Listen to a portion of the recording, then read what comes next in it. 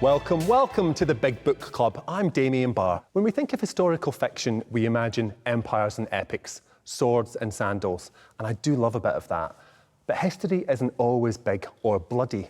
It's usually domestic and most often forgotten. This evening, we take you from the religious wars of 16th century France to a remote crofting community in 1869 and on to a house full of secrets in 20th century Galloway. My time-travelling companions are Kirsty Wark, Graeme Macrae Burnet, Kate Mosse, and we'll have poetry from Andreas Nicholas Orderica. I'll also visit the très modern intellectual book group of Bathgate. If journalism is history in the making, then my first guest has made more history than most, as she's anchored Newsnight since 1993. But she takes a deeper view of history in her second novel, The House by the Loch, which is set in Galloway, one of the most beautiful and least known parts of Scotland, even to many Scots. This spare and beautiful landscape anchors 3 generations of one family, struggling with grief in the present and a secret from the past. Joining me on the sofa, it's Kirsty Wark. Hello, Damien. It's so lovely to have you here. So before we chat, let's have a wee reading from the start, if you can, please. OK, this is the prologue to the novel. And this is October 1941, Loch Doon. A lonely patch of jewel-coloured nasturtiums sheltered by the stone dyke, shivering in the autumn chill, hoping for a moment of warming sun to keep them alive just a little longer.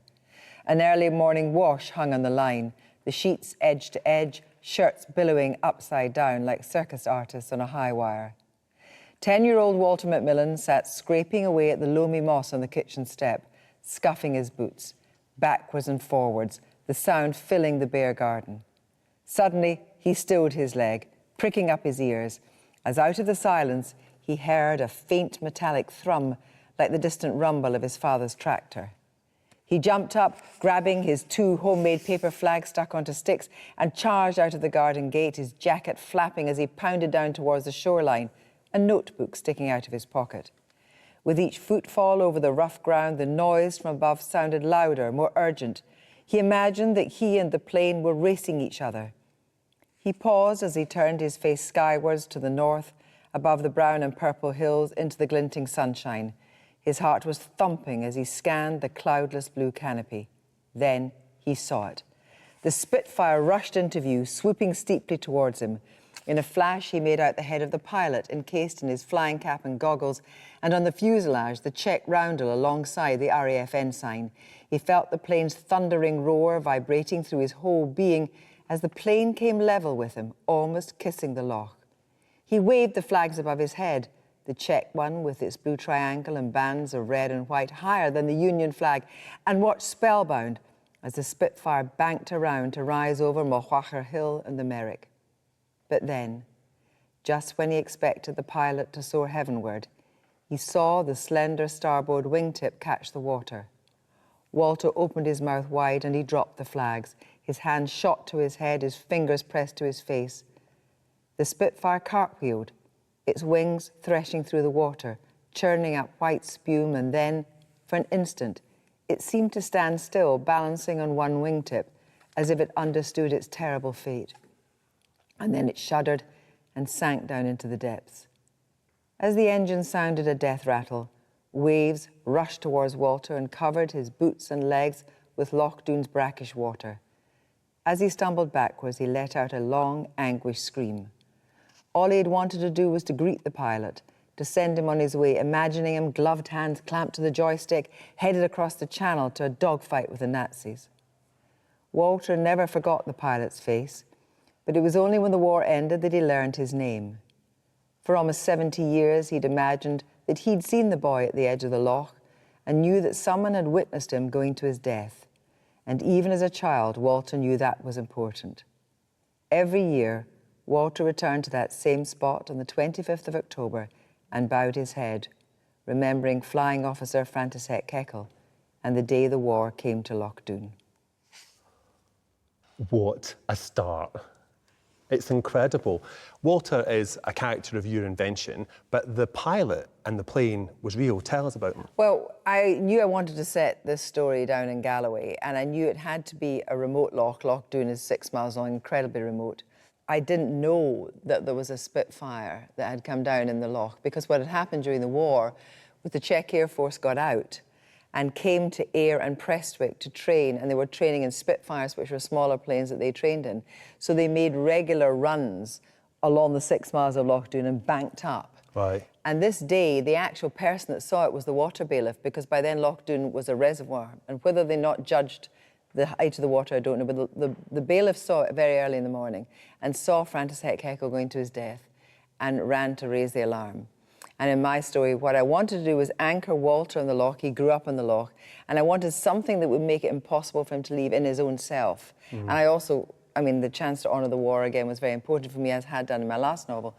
And so it was Walter that I saw standing there, ready with his notebook to see which plane was coming in today, because he watched it every day, excited. Yeah. And then it was he who witnessed Francis Heck-Heckel's death. Why did you choose Galloway as a place? Because for me, it was a place that mattered to me a lot, just as Aaron had mattered for the first book. And it was a place where you could imagine this great contrast of growing up really in a remote area, but having Ayr, the town of Ayr, nearby, where Walter finds his belle, Jean.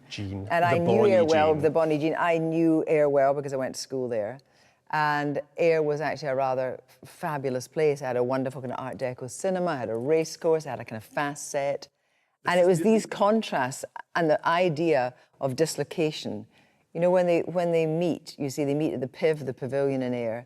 Walter's the young engineer in the Hydro project. He wouldn't leave that area. And when he meets Jean, she has so many issues of her own, and it's the tension and what that led to that forms the heart of the book. Yeah, I mean, it's a tension between two places, two people from two places. Yes. Yeah, mental illness is interesting because, you know, we talk much more about it now, but then it was never discussed. It was not discussed, and also, you know, which compounded the illness itself. Yes. So Jean's mother suffers in some way, and Jean herself goes on to become an alcoholic. And Walter is so adoring of her; he cannot deal with it. I love Jean. Jean is glamorous. She's beautiful. She's got the velvety laugh, and she's the person everybody wants to spend time with. She's absolutely gorgeous. Yes, the complexities in their relationship are then fed on to the next relationships as well. And what Walter does is he wants to keep his two children, Patrick and Fiona, near him. She lives in London, he lives in a flat in Ayr, so he builds them cabins on the loch. And there forms another issue of the family, you know, the dislocation. Do they come and live in the loch, and what happens when they do? Well, because we have the history, the big backdrop of big history, if we can call it that, of the war and of the country being reshaped by these hydroelectric power stations and the politics and things that are happening in the background. And then we've got the family history, which is you know, we begin to understand it as the novel goes on, and you do that really well, going backwards between the past and the present. I wonder how it was for you to write the past and the present, and if you had a preference when you were doing it. God, it was a difficult thing, because in order to understand what was happening in modern life, you really had to understand and begin to understand what was happening in the 1950s. There's tragedy in the book quite early, but there's also a lot of secrets in the book and quite a lot of darkness. The secrets are the tragedy. I mean, that's the thing. If people didn't keep secrets, there wouldn't be any tragedy. Yes, exactly, and a massive tragedy. But I mean, it wasn't an alien land to me. For a start, you know, growing up in the 50s in Kilmarnock, you know, I wouldn't say they're quite the fast set, but, you know, there was the kind of gin and tonic, cigarettes, the dinner parties, all this kind of stuff, the dance clubs.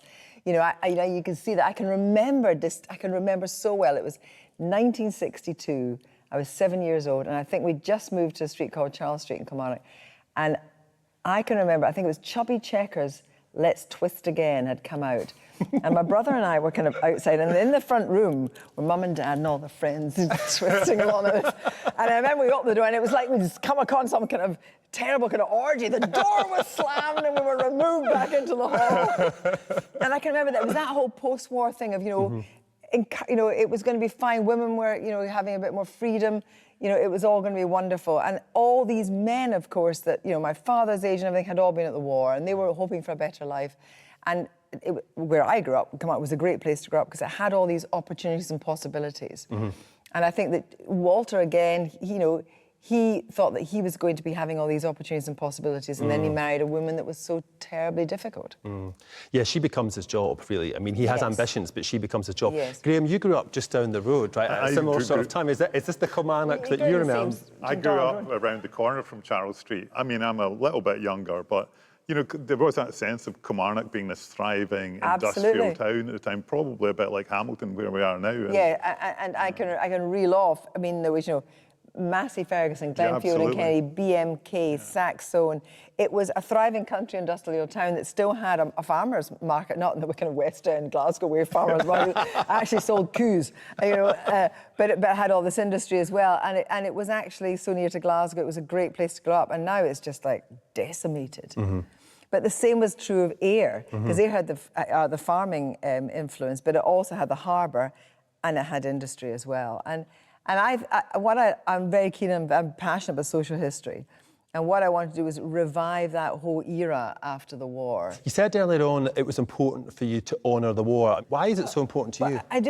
I suppose partly because Dad fought, and then went back to Germany after the war to do intelligence work. And so what I think... Was your dad a spy? No. Oh, you would say that, of course. You would say he was a spy. Yeah. So the thing was that we are now, this generation, is not going to remember anything about the Second World War. I mean, the First World War is a kind of distant memory.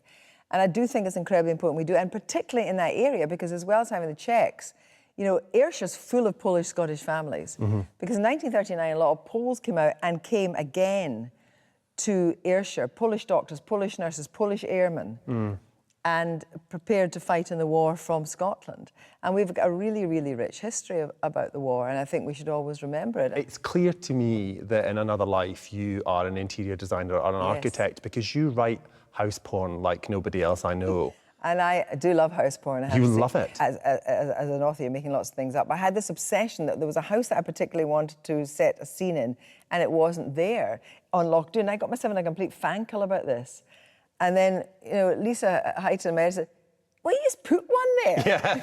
Like, you don't need planning permission. You can just build it in your head. It's a lot easier than putting one there with planning permission. You just do it in your head. Yeah. And so having that freedom of just reimagining. I mean, there were things that had to be right. The time when the plane came down. The fact that Andy Galsworthy's Striding Arches Beyond Money Ivor there, which are really important to me. All those kind of things. But other things were just a joy to make up. I was just watching Kate and Graeme there when they were nodding up this idea of history and what you feel you have to put in. Yeah. There are certain things you can't mess around with, although Graeme just messes around with absolutely everything in his novel, which I absolutely love. But I mess around with nothing. Yeah, you've got so much history that you have to put in. And I imagine, because you've got such a following, that you do have like inspectors of history followings. Yeah. Yes. And actually, in one of my earlier novels, I got a letter for Labyrinth from a wonderful professor of language in New York who was an expert in Hebrew and that area. And he said, I loved your book, it's absolutely wonderful, but you have the character speaking Hebrew in 1252. And I would just like to say that nobody would have been speaking that until 1258. I was like, oh God, I got it wrong. And there's some things also... But I love that those people exist in the world. Too. I love that they exist. Too. I don't want them to write to me ever, but I love that they exist in the world. I love them too, but there's a meteorology one where in Elizabeth Pringle, she looks out over Holy Isle and she sees a rainbow. And I got a letter from a man saying, I think you'll find that at that time of the day, the idea about a rainbow over Holy Isle is entirely impossible.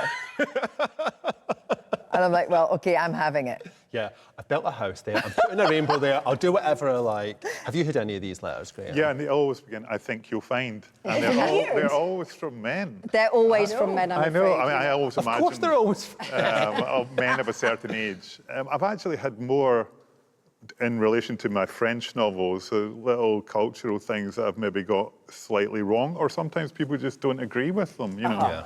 But I can give you an exclusive error. It's not an error. There was no schoolhouse in the village of Camasterich until 1871. Oh. But I needed a schoolhouse, so I just put it there. Yeah. Don't tell me somebody complained. Nobody has ever spotted that. No, he's been haunted by a ghost who said, I didn't go to school. No, it's just between us. Just between us. Entre nous.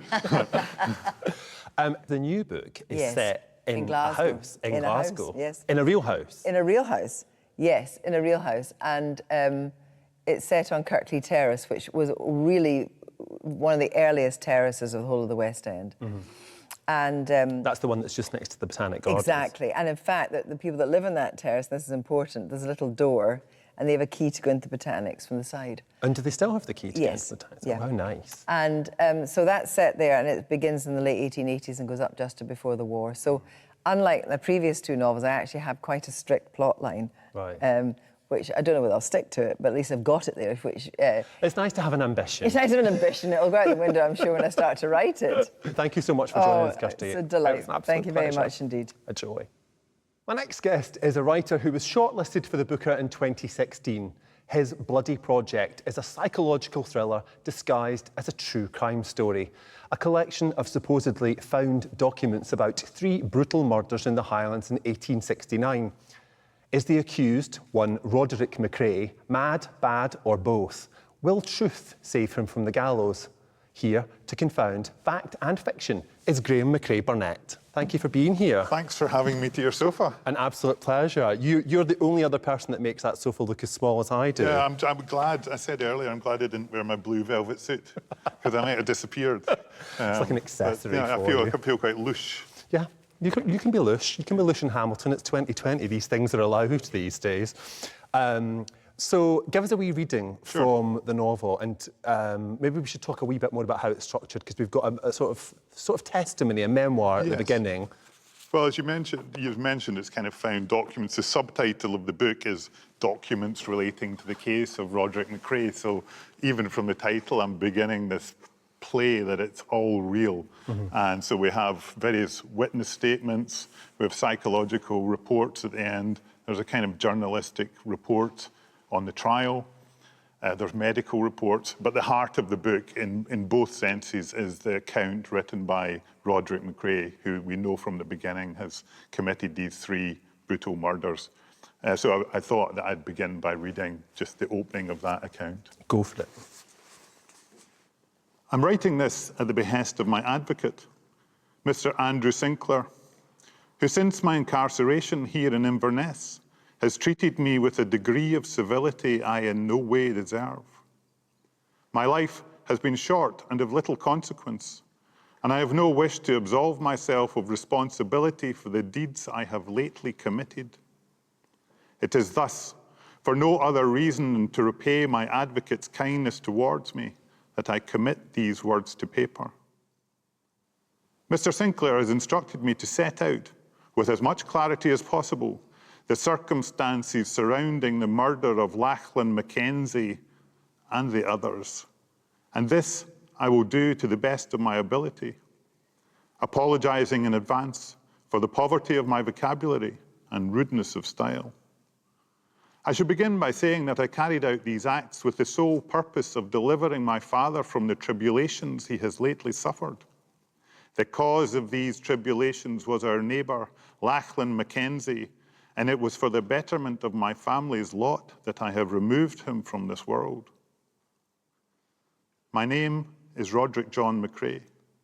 I was born in 1852 and have lived all my days in the village of Kildewey in Rossshire. My mother, Una, was born in 1832 in the township of Toskig, some 2 miles south of Kildewey.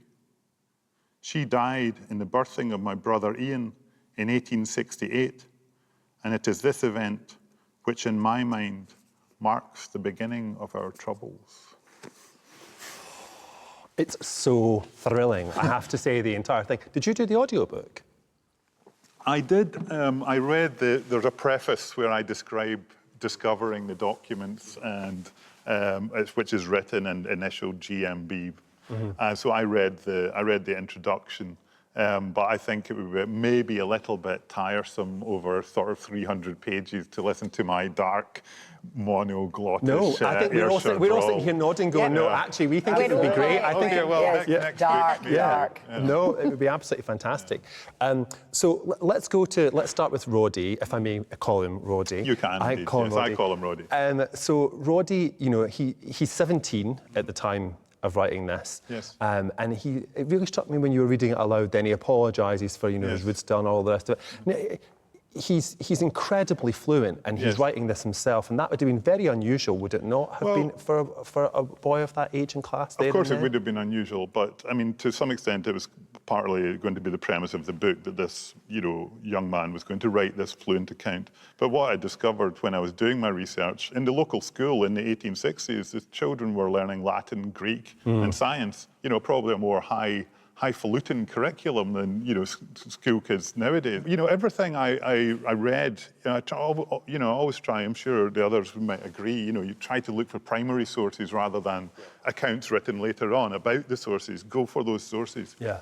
And when I read works written by people who've been brought up in the Highlands, they all wrote with this amazing sort of high Victorian style, which is kind of the style that Roddy uses. So there was that influence, but also the influence of, although the role of the church in the book is not a positive one, but everybody is exposed to the language of the church, especially the language of the Old Testament. So even in that little part I read, you have the word tribulations. That's a proper Old Testament word. So I think you get that the love of language from that, and also the oral tradition of storytelling, which existed in singing of songs and poetry. So yeah, I've kind of putting all that in there. Part of the inspiration for the book was this French case, which I came across 30 years ago, the case of Pierre Rivière, who was a French peasant who killed 3 members of his own family using agricultural tools. This was in 1835 in a small village. And the reason the case was so notorious was because Pierre Rivière himself wrote an account of the events leading up to the murders. And I'd come across this book, which is edited by Michel Foucault, years and years ago when I was a student at Glasgow University. And it completely haunted me because here was this character who committed these tremendously violent acts and who was allegedly illiterate, just as in a way, this perception of crossing people. But I had written this account, and so the confluence of the high language and violence fascinated me. So, that was part of the initial seed for the idea of the book. I mean, me asking that question reveals the prejudice that people in the lowlands have about people in the highlands then, and I think what's really interesting is that you explore this in the novel. I mean, this is, that space is where so much of the action happens. There are jokes in the book. It's probably not the most comic book, but there are some jokes about the attitude of the Central Belt towards the Highlanders, which have been going on for centuries, that the Highland people were regarded as barbarians, certainly way after, 1745. And, they talk about the barbaric tongue. This was how Gaelic was regarded. It was something to be eradicated in a way that maybe in the 20th century people spoke about Scots, as something that, educated people did not speak this way. So, yeah, there's definite perception that people were backwards and unable to help themselves. The language is a really important part of it, of course, because the way that they talk it betrays the souls that they have, which are somehow base. They're closer to the earth. They're morally suspect, and I think this is one of the really interesting questions about Roddy, which people in the book, some people say he's good and nice and a kind boy, and other people say that he's a monster and he's cruel to animals and starts fires. So you give us all these different versions of him. But what I'm doing there is trying to put the reader immediately from the very beginning of the book in a position where he or she is thinking, who's right? We have different versions. They can't both be right. Or maybe they can. Some of them can. They could be partially right. Yeah. But you're in an active position as the reader here. I think you're engaged and you're trying to sift through the evidence. And that is what the book is. It's documents relating to it. Here is the evidence related to this case. Make up your own mind. When I started the book, my conception of it was that it would be some sort of compendium that you could read in any order. And, you could get actual newspaper reports. And like every novel, it evolves over... And then your editor slapped you and said, this is far too complicated. My editor never slaps me. Stop it. You'd have to jump up to do it, but I bet they tried. But yeah, it evolves. And of course you do talk to people. And I think the novel it's actually very chronological in the way the story is told. It's not I don't think it's an intimidating sort of avant-garde book. It's not at all. But yeah, the whole idea of the documents was very much in, I suppose, you know, after the effect, you are questioning what is the truth. You're making people ask that question.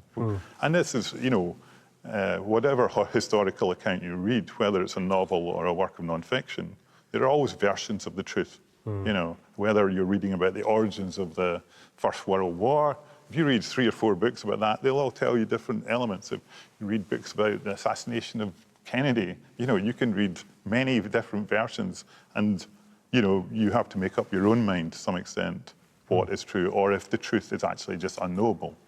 Kate, what do you find when you're talking about big historical events like massacres, battles, great sweeping wars of religion? I mean, they were contested even at the time. They were, they? but I think the key thing to remember is that history is always written with an agenda. It's not just that it's written by the victor, it's written with an agenda.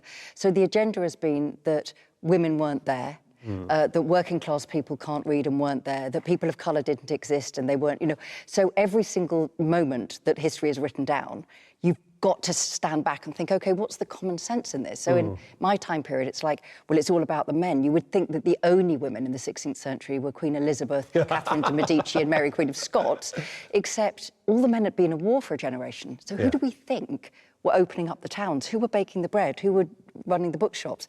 So it's just, I think, about all of us remembering that the people who are left out of history are us, and putting ourselves back in. And for me, obviously, it's women, but I think exactly Graeme's point about the idea that nobody in the Highlands could read, well, that's because it justifies the decisions made to oppress that group of people. Yeah, for me, this is an area that you open up in the book that I hadn't thought of, that gulf between the, you know, the north and the south. And I wonder where you are in that, in terms of where you come from with your family. Well, and I mean, your I'm exactly one foot in both camps. My dad was born in Glasgow. My mum was born in Westeros, you know, 20 miles from where the book is set. So, you know, we went up to see my granny in Lochcarron 3 times a year, absolutely like clockwork. And so I spent a lot of time up there as a child. And, you know, that's, I think that also gave myself the permission to write about the area. And it was interesting when Kirsty mentioned, like, the PAV, was it the PIV or the PAV? The PIV. The PIV the in the pavilion, air. but they call That's it something the PIV. only somebody local would know. But and even if you're reading Kirsty's book and you don't know that town, those tiny little details, I think, as a novelist, are things that bring it to life. And, you know, there are a few little things from my childhood. There's a character in the book, an old woman. She's just a walk-on character, an old woman, and she's wrapped in many, many layers of clothing, and she's called the Onion. And they're actually, in my mum's village, there was an old lady who was known as the Onion, because she had never ever took any clothes off.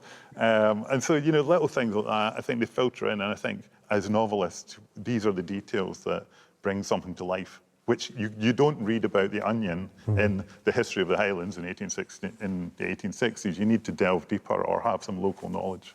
I think it's interesting, you know, we're sitting here, you know, 4 of us grew up in this country, 1 of us didn't. And I wonder about when you come here as a writer, faced with all this history, you know, where do you start to ask questions about it? Where do you feel able to join that conversation?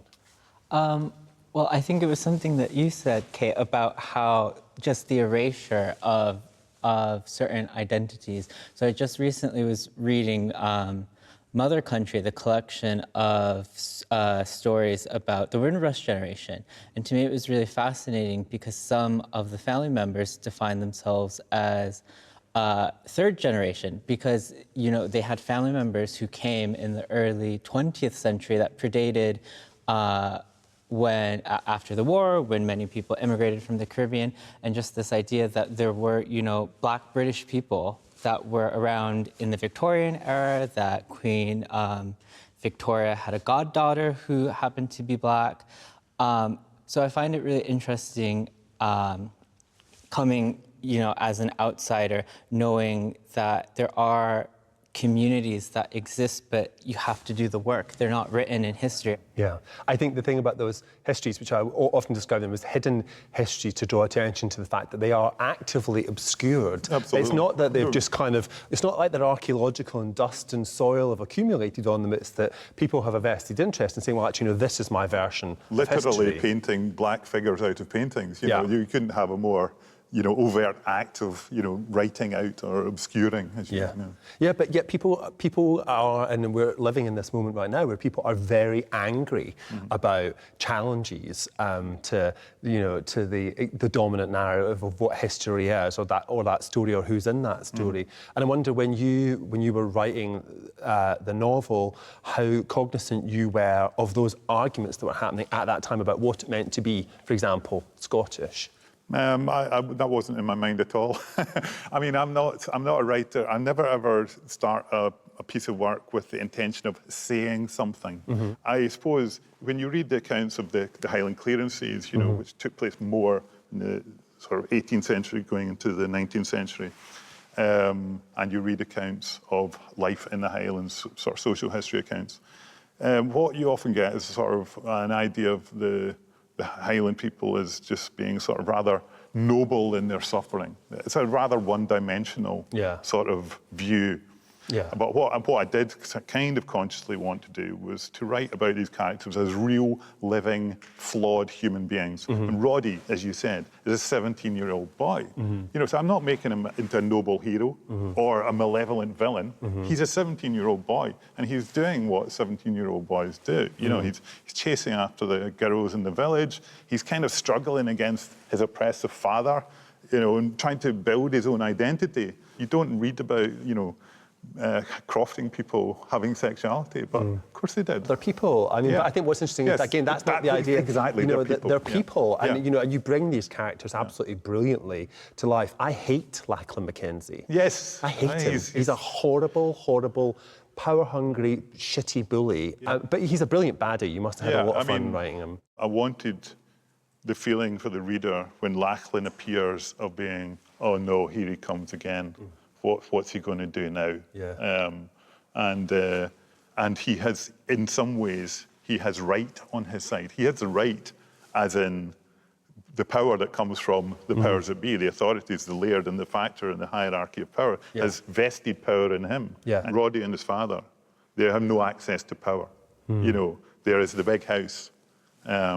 And that's quite interesting to see a novel where the men in it, where I think, we would expect at a time to see a woman having to assert herself in a different kind of way or have to do more. But many of the men in this novel are powerless too. It made me think of a lot of the men of my dad's generation who were made unemployed after the steelworks closed. Right. It was very similar to me, the typology of men without access to Absolutely, to power. it's an interesting comparison. I mean, when I was reading some of the more first-hand accounts of resistance to the clearances, which was few and far between, it was very often the women who organised themselves and stood up and actually said to the coppers and the soldiers that were sent in to enforce these clearances, it was the women who formed barriers and marched down the hill.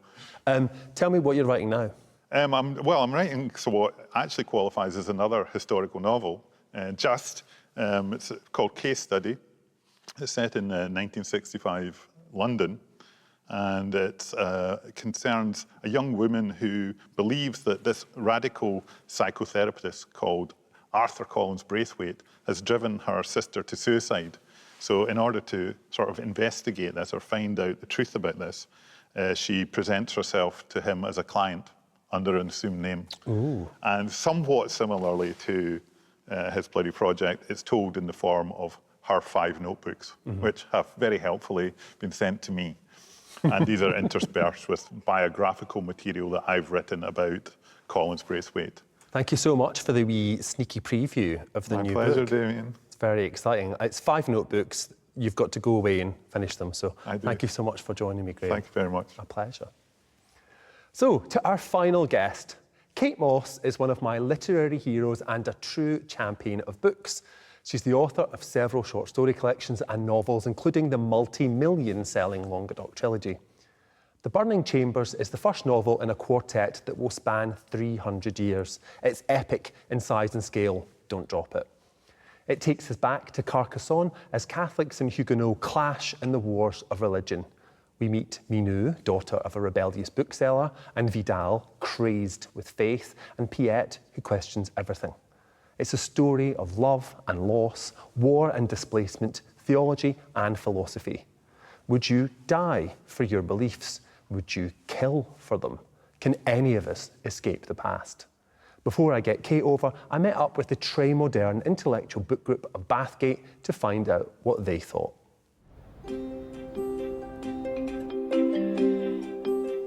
So I'm here in Bathgate. I've got a date with the local book group, Très Moderne et Intellectual, that's what they call themselves. So let's go and see what they're like. Hello, ladies. Hello, Damien. Hello. Thanks for having me today. You're You're welcome. welcome. Très Moderne et Intellectuel. That's my GCSE French. Where did the name come from for your group? Well, it started when we first started our book group. We were, we're thinking, ooh, that sounds a bit posh, a book club. And everybody else said, aye, it's a booze club. And we said, no. And of course, then we started to say, we're very intellectual. In fact, we are very modern and intellectual. In fact, we're très moderne et intellectuel. We're now a group of 25 women, and we have something in common. We're all very eccentric and quite mad. So that is in our manifesto, that we have to have that. I'm mesmerised by St Dolly of Parton, who is on your badge. Tell me about her. She, as you know, founded the Imagination Library, which gives out free books to promote literacy among children. And we just think Dolly is class, and she doesn't take herself too seriously, Higher the hair, closer to God. Yes, that's right. Costs a lot of money to look this cheap. Yes. So what's in this manifesto? The manifesto is based on Catherine the Great and her manifesto for what should happen behind closed doors when she had gatherings. OK, so we have two favourites. Speak with moderation and not too loudly, so that others have not an earache or a headache. No chance. Eat well of good things, drink in moderation, so that each should always be able to find his legs on leaving these doors. And so how often do you break your own rules? Very often. For a group with an affinity for strong women, The Burning Chambers by Kate Mosse certainly delivers. This historical epic is set in 1562 among the turmoil of the French Wars of Religion.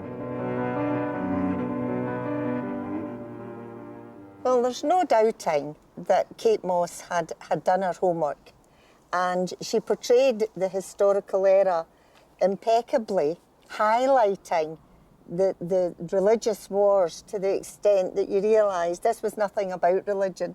I did really enjoy the historical aspect where it was educational to me because I had no idea what was happening. I was inspired to go on and read a wee bit more about it. The scale of it started to weigh down the pace for me. So, it changes locations quite a lot and it moves around from character to character. So I think for me that there was just that kind of you're just trying to move on a little bit, and so it was just starting to lag a wee bit. I was like, yes, I loved how ludicrously evil Blanche was. I loved it. I thought she was like one of those cartoon baddies where she was like, and it's like, what can I do next, And I liked that I could just lose myself in this big world of these ridiculously overblown, dramatic characters. But I wondered, who did the author most enjoy creating? Because Madame Bussy did it for me. Because when she steps in like a dotage ninja warrior, I was hooting and I was cheering. It has been modern, it has been intellectual, but all good things must come to an end. Thank you so much for having me. Thank you. It's been a pleasure. Thank you. Welcome. Bye. See you later. Bye. What a bunch. I have not met a book group with so much passion or joy for reading or so many brilliantly Byzantine rules. I feel sure that Catherine the Great would be thrilled by the tea towel and that St Dolly of Parton would be very, very impressed with their love of stories. The Bathgate group absolutely loved all the feminism and those big female I want to go and visit characters. them now. That's Yes. fantastic. As soon as lockdown's over, we'll get you up to I'm up. Bathgate. Yeah, you'll love it. Will you give us a wee reading? I know you're going to give us a world preview later on from the new book, City of Tears, but will you give us a reading from Burning Chambers before we start? Yeah, I will. So it's a series of 4, as you said, and the prologue for each of them starts at the end of the book, if you like. Franschhoek, 28th of February, 1862. The woman stands alone beneath a sharp blue sky. Evergreen cypress and rough grasses bound the graveyard. The grey headstones are bleached to the colour of bone by the fierce Cape sun. Here roost. Here lies. She is tall, with the distinctive eyes of the women of the Joubert family going back generations, though she does not know it. She bends forward to read the names and the dates on the tombstone, obscured by lichen or moss. Between her high white collar and the dust-caked brim of her leather hat, the skin on the back of her neck is already burning red. She has been riding across the veldt for days, and the sun is too strong for her European complexion. She removes her gloves, folding one inside the other. She's mislaid too many to be careless, and besides, how would she acquire another pair? There are 2 general stores in this hospitable frontier town, but she has little left with which to barter, and her inheritance is gone, spent on the long journey from Toulouse to Amsterdam, then from Amsterdam to the Cape of Good Hope. Every last franc has been spent on provisions and letters of introduction, hiring horses and a trustworthy guide to lead her through this unfamiliar land. She drops the gloves to the ground at her feet. A powder of copper-red dust puffs into a cloud, then settles. A black beetle, hard-backed and resolute, scuttles for cover. The woman draws breath. At last, she is here. She has followed this trail from the banks of the River Aude and the Garonne and the Amstel over the wildest seas. Sometimes the trail has blazed bright, the story of 2 families and a secret passed down from generation to generation, her mother and grandmother, then further back to her great-grandmother and her mother before that. Their names have been lost, taken up in those of their husbands and brothers and lovers, but their spirits live in her. She knows it. And finally, her quest ends here, in Franschhoek. Still, she cannot bring herself to look at the name on the gravestone. Wishing to savour this last moment of hope a little longer, she opens the journal instead. The spidery brown ink, the antique language reaching forward to her across hundreds of years. She knows every syllable like a catechism learned in Sunday school from the very first entry. This is the day of my death. Ta-da! Haven't read that for a while, that's for sure. It's an absolute, I mean, it's a gigantic book, and the others are all just as mighty. I'm fascinated about plot with a story that's as complex as this. Do you find your way through it, or do you design the maze and then lay it out? Yeah, well, it's just been so fantastic listening to Kirsty and Graeme talking, because, of course, that's why writers like to get together, because we all go, oh, is that how you do it? It's not how I do it. You know, there's a bit of matron always in this. But oddly, for me, even though I'm very, very research heavy and I spent most of every book is on research, I'm a sprinter when it comes to writing. Right. So when I finally sit down, it's like standing at the edge of the swimming pool and I'm just about to jump and then once I'm in, I'm off. Yeah. And so the first draft for me is all emotion. So I know the place, I know the, if you like, the spine of real history. I have a sense of the architecture of the story. And the second one is all going back and making it right and plot, and then the third draft is writing the book as it should have been written in the first place. So the big history is that what we were talking about earlier is, you know, there was a battle in this year, there was a decree in this year. So you have those points, and then in between them, you're telling the more personal histories. Yes, so my stories are imagined characters against the backdrop of real history, and what I'm interested in is unheard and underheard women's stories, and the fact that we were there, but we don't appear in the books.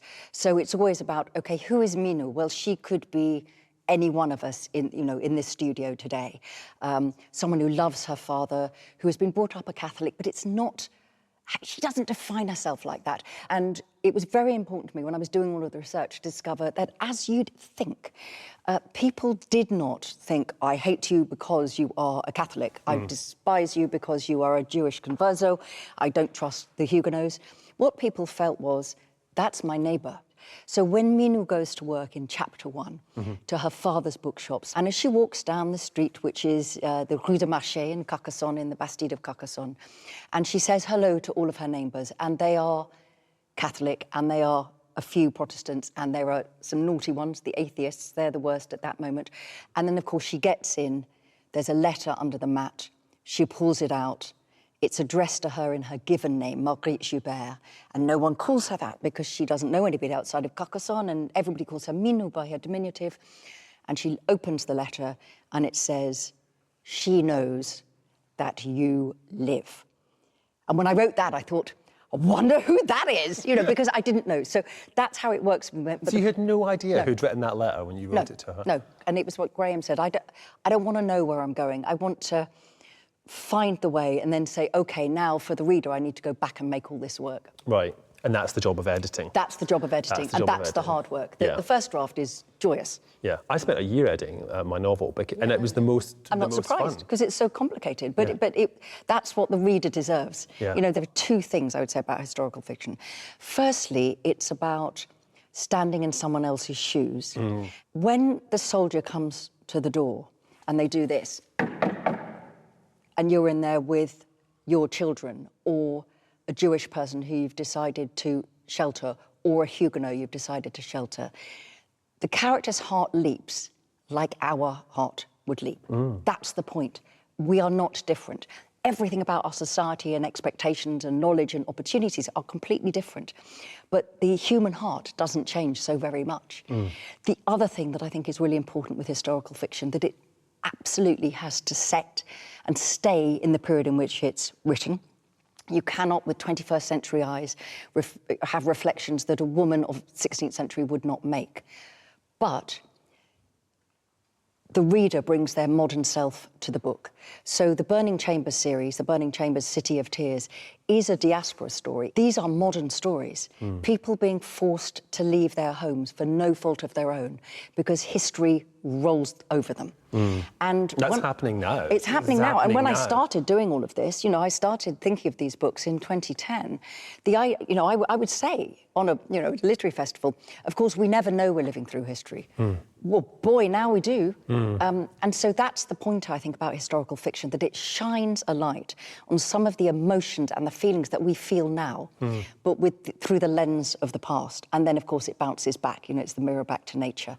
And I think that's why historical fiction is so popular at the moment. You know, people can't necessarily cope with reading about the modern day diasporas, but they can read about Huguenots going to what the Holy Roman Empire would become Germany, being washed ashore in Cornwall in Ireland. Many Huguenots were in Scotland because, of course, in those days the Channel was infested with pirates. So people fleeing Amsterdam, the ships to the Cape of Good Hope went all the way round the top of Scotland and down. I didn't know that. Yeah, you know, a huge loop. Will that happen again? I mean, you know, that's something that could happen again now, isn't it? Of course, because the thing is, history isn't linear. History is not, sadly, a process to things getting better for all women and all men and all colours and all types of people. History is a pendulum, and it goes backwards and forwards. And in a way, the joy of being a historical writer at the moment is thinking, yes, but the sun will rise again. You know, things will happen. And that's the point about how we animate history and why it's important that we as writers put all of the real people back on the page. Subsequent revisions of history will strip as many people out as they can to justify what's happening now. So, you know, I write adventure stories. My goal is to write a ripping good story where people will go, will he, won't she, who's going to survive? There's a missing relic, there's a will, there's lots of larger-than-life characters, and also in old-fashioned adventure stories, you know, I'm a great fan of Walter Scott, there will be resolution. So although there will be a great deal of innocence lost on the way, people that we love, I hope the readers will love, will be lost. At the same time, there will be, unlike real life, resolution. In historical fiction, there is a full stop. We have a question for you from the book group. It's from Fiona, who wants to know, what agency was it possible for women to have at the time you're writing? This plays right back into the idea that history is written with an agenda. The idea that women didn't do anything but sit around and sew or do needlework. We have such a partial view of ordinary women's lives because the history books focus on the entirety of male experience and certain queens and princesses and mistresses. And actually at the court, although obviously there was much freedom and much lavish living and beautiful clothes and all of this sort of stuff, but actually they were more restrained in some way and constrained than a normal person living in Carcassonne would have been. And I'm very careful when I choose my periods of history to write when women did have agency. The men had been away at war on and off for about 30 years. So women were opening the bookshops. It wouldn't have been odd for somebody to come in and see Minou behind the counter rather than her father. And that is, of course, why Blanche can behave as she behaves. And for me, also, one of the characters I most enjoyed writing was Aunt Mosse, who is the sort of middle-aged aunt. And the only reason she's in the book is that for my lead character, Minou, to have gone to stay with a family in Toulouse, there would have had to have been a senior woman in the house, a married woman in the house. Otherwise, she wouldn't have been allowed to go and stay. And I was writing a description of Minou touching her aunt's arm. And at that moment, I found myself writing a description of the sleeve falling back. And she sees that the arm is all bruised. And at that moment, I thought, oh, I see. I thought you were a member of the chorus just because I needed someone. But you're more than this. And it felt like her saying, taking you long enough, I am actually a supporting lead here. Yeah. And she, from that moment, put her feet on the page, and she was not the woman I thought she was. And that is the joy of being a novelist. I never expected. I always have older women. You know, I'm a carer. I spend a lot of time with people in their 80s and 90s. And the great Miss Marple, why does she succeed? Why is she the most subversive character in literature? Because she's written off because she's an old woman. She sits and she hears everything and she saves the day. And Aunt Mosse saves the day. Give us a wee preview of City of Tears. Give us a wee reading from it. I haven't read from this before and I've been scribbling a bit. So this might go disastrously wrong. So it picks up exactly where the prologue of book 1 finishes. So the woman, who we don't know who she is, and of course by book 4 we will finally discover who this woman is, somebody has come up to her in the graveyard and has attacked her, and we don't know who. The woman is lying beneath a white sheet in a white room, dreaming of colour. Here ruht, here lies. She is no longer in the graveyard, is she? She is caught between sleeping and waking, surfacing from a place of shadows and blurred outlines to a world of harsh light. She lifts her hand to her head, and though she feels the split skin on her temple, finds there is no blood. Her shoulder aches. She imagines it purple with bruises where his fingers pressed and pinched. Pictures now how the tan leather journal fell from her hand down onto the red Cape soil. That is the last thing she remembers. That and the words she carries with her always. As the Lord God is my witness, here by my own hand do I set this down, my last will and testament. I'm not going to read any more because, you know. I can see that you've scribbled all over it. It's very tempting.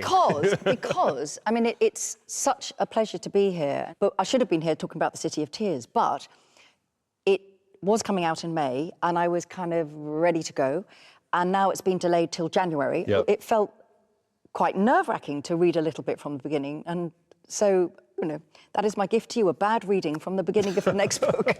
Thank you for the reading from the beginning of your next book. It was a great pleasure, and thank you for coming and talking to me today. It's been a pleasure. Lovely to see you. Tonight's poet is based in Edinburgh and creates work that plays on the history of poetry and queer history in Scotland. This is the first poem in his recent commission for the Edwin Morgan Trust. It's Andreas Nicholas Odrika. Andreas, what are you going to read for us tonight? It's a poem called Neroli Kiss, and it is inspired by the work I've been doing going through Morgan's archive and exploring his love poems and reading it through a modern queer lens. Take it away.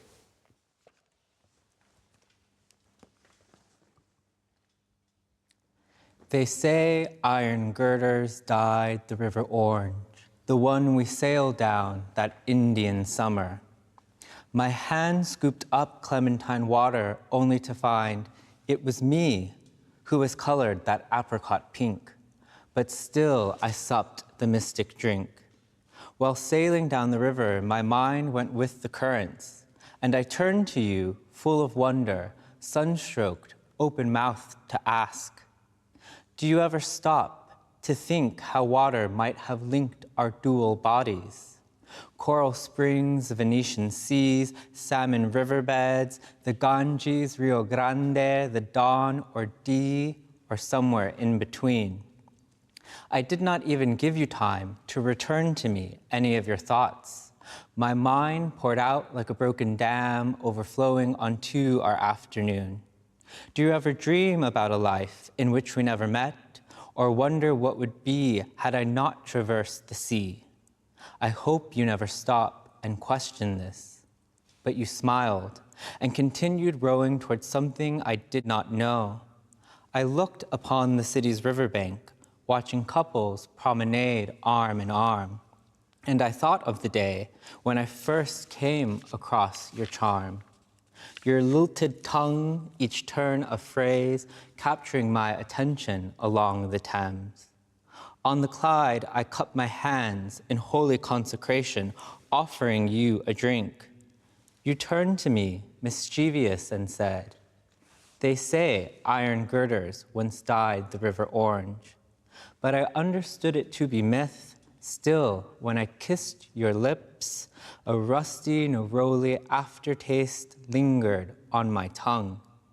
And in your eyes, I realized it was the sun that was our constant.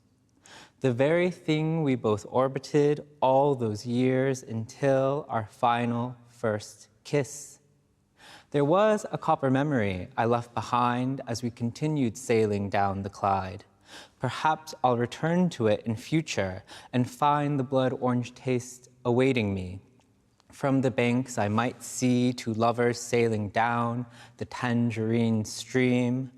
And when I do, I'll wash in its blessed blossom lock and think of you, the one I orbit like the sun.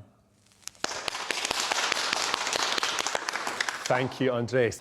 That's it for tonight. It's history, in fact. So thank you to the Très Moderne Intellectual Book Group and to my guests, Andres Nicholas Orderica, Kirsty Wark, Graeme Macrae Burnet, and Kate Mosse. Until next time, happy reading.